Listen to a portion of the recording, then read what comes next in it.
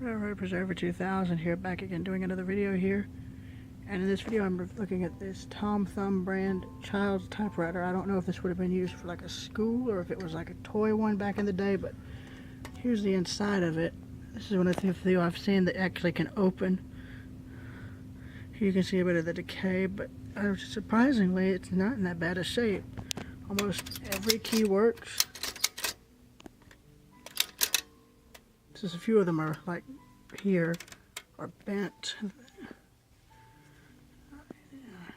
But to think a kid used this back in his school days.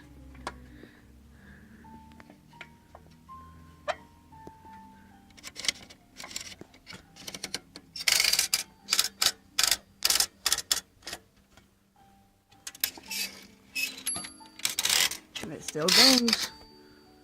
So I figured I'd show this off right quick, and that's really all there is to it. So yeah.